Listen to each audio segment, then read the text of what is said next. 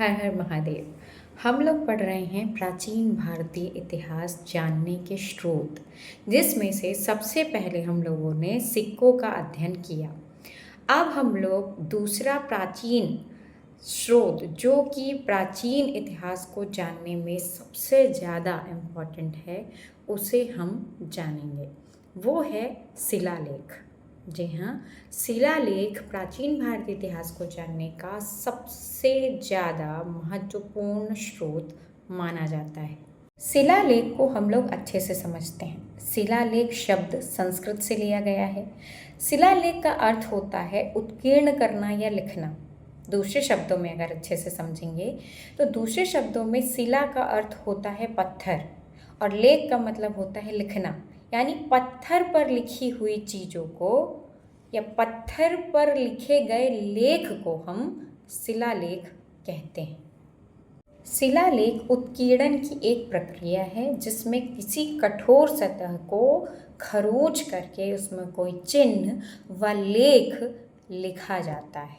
सिक्कों की तुलना में शिलालेख बहुत ज़्यादा महत्वपूर्ण है इतिहास को जानने के स्रोत के रूप में। शिलालेख के अध्ययन को हम पुरालेख शास्त्र कहते हैं, जिसे इंग्लिश में एपिग्राफी कहा जाता है। शिलालेखों पर जो लिखा हुआ होता है, पुराने अभिलेखों पर जो लिखा हुआ होता है, यानी पुरानी लिखावट का अध्ययन जिस शास्त्र में किया जाता है या जिस विज्ञान में किया जाता है, उसे कहा जाता है पुरालेख विज्ञान, जिसे इंग्लिश में पैलियोग्राफी कहा जाता है। शिलालेख मुहरों, पत्थर के खंभों, चट्टानों, तांबे के गोलों, मंदिर की दीवारों, लकड़ी के पट्टों, ईंटों या छवियों पर ये अभिलेख उत्कीर्ण किए जाते हैं। पूरे भारत में सबसे पहले पत्थर के अभिलेख दर्ज किए गए हैं, इसलिए इसका नाम शिलालेख पड़ा। सभी चीज़ों में मिले हैं, लेकिन सबसे पहला जो अभिलेख मिला है वो पत्थर पर मिला है, इसलिए इसे शिलालेख कहा गया। अब प्रश्न आता है कि शिलालेख का उपयोग क्या है। तो शिलालेख का उपयोग सबसे ज़्यादा इतिहास में है।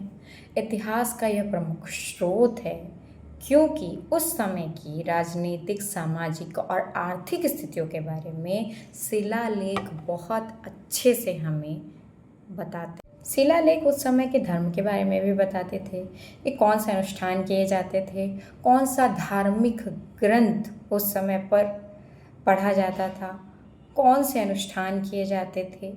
वो सारी चीज़ें हमें शिलालेख के माध्यम से धर्म के बारे में भी पता चलती हैं।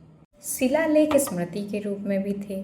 किसी घटना, किसी व्यक्ति या किसी स्थान की याद में भी शिलालेख बनाए जाते थे। शिलालेख राजाओं के आदेश के रूप में भी मिले हैं। शिलालेख व्यापारियों के किसी भी चीज़ के विज्ञापन के रूप में भी मिले हैं। अब प्रश्न बनता है कि सबसे ज़्यादा शिलालेख का उत्कीर्णन का कार्य किस क्षेत्र में किया गया या सबसे ज़्यादा शिलालेख कहाँ प्राप्त हुए हैं। तो दक्षिण भारत में प्राप्त हुए हैं। दक्षिण भारत के मंदिरों के दीवारों पर सबसे ज़्यादा शिलालेख प्राप्त हुए हैं। सिक्कों की तरह ही शिलालेख भी विभिन्न संग्रहालयों में संरक्षित हैं, लेकिन सबसे बड़ी संख्या में शिलालेख मैसूर के मुख्य पुरालेखविद संग्रहालय में संरक्षित किए गए हैं।